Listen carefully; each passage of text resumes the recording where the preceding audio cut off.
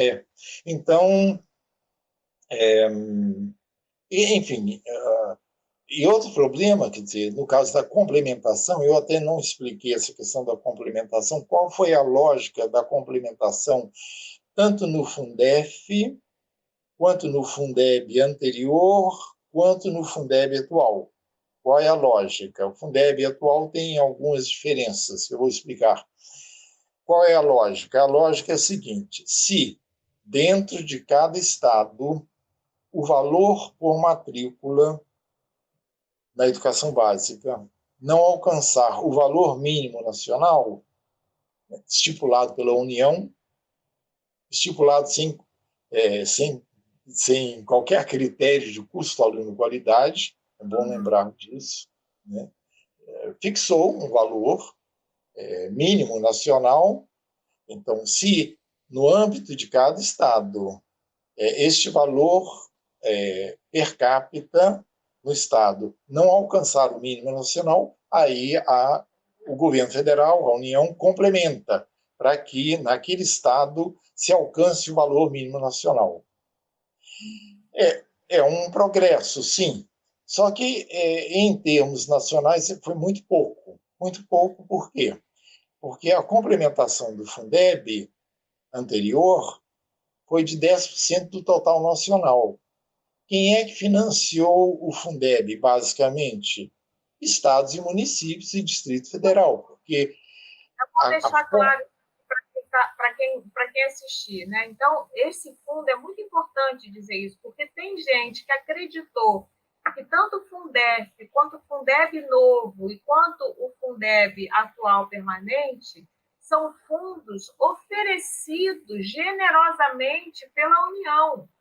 Na verdade, o que o professor está acabando de explicar, uma coisa que eu digo muito para os meus alunos, eles ficam assim, não acreditam, que desse fundo, só 10% é participação da União. E mesmo assim, através da DRU, se ela decidir que não vai contribuir, ela também não contribui, não é isso? Sim, vou explicar. Bem, então, isso é bom lembrar, porque, por exemplo, recentemente, por ocasião da discussão sobre o Fundeb permanente, eu vi muitas notícias, né, de que se o Fundeb acabar, seria o caos na educação, né? E aí eu vi muitas notícias que diziam assim: o Fundeb traz 160 bilhões para a educação. E não informavam o seguinte, que na verdade o Fundeb não trazia 160 bilhões para a educação. Ele trazia 16 bilhões, dinheiro novo para a educação federal. O restante, 140 e poucos bilhões de reais, era apenas um dinheiro dos estados e municípios e Distrito Federal que trocava de mãos, que mudava de uma esfera para outra em função de número de matrículas e daqueles critérios que eu mencionei, né? Então, muita gente se enganou, né? Até muita gente ingênua, pensando, e desconhecimento, né? Dizendo o Fundeb representa 160 bilhões para a educação. Mentira. O Fundeb representou,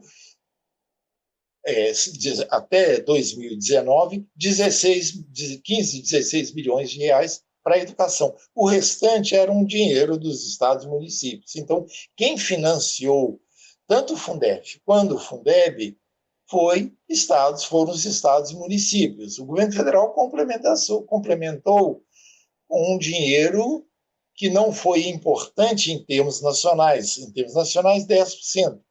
Foi importante para quem? Para estados e municípios do Nordeste, sobretudo, e do Pará. E um ou outro do Norte, talvez Amazonas ou Acre, mas isso não foi constante. O que foi constante foram os estados do Nordeste, e nem todos do Nordeste. Rio Grande do Norte recebeu uma ou outra vez complementação federal, Sergipe raramente recebeu complementação federal.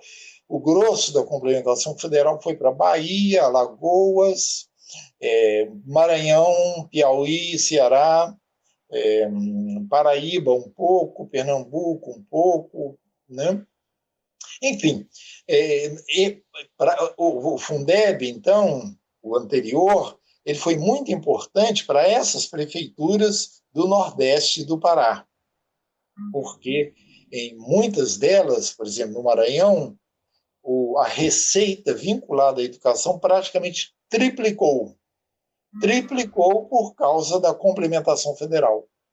A complementação federal, então, representou muito dinheiro novo para essas prefeituras do Nordeste, né, e do Pará. Deixa eu lhe fazer uma pergunta. Isso eu acho importante se a gente fizer um cenário, fizesse uma comparação, né, do cenário sem o fundo e com o fundo, para se chegar ao valor mínimo por ano estabelecido pelo próprio MEC, mesmo que esse valor seja calculado sem considerar o custo aluno-benefício, o custo aluno-qualidade, mesmo assim, a União, se não fosse o fundo, ela teria que complementar muito mais, certo? Se não fosse o fundo. Porque os municípios, por exemplo, vamos imaginar um estado com 5 municípios, né? Se só um desses municípios atingisse o valor mínimo, a União teria que complementar para esses 4. Sim. Se não fosse o fundo, não é? Com o fundo, o que a União consegue? Pelo que eu entendo, a União consegue que esse município que tem mais recursos, ele distribua para os outros vizinhos e, assim, a União não precisa complementar. Não é isso que acontece? Basicamente. Ou seja, isso. A gente pode dizer, então, que a política de fundos é uma política que desresponsabiliza a União da educação básica.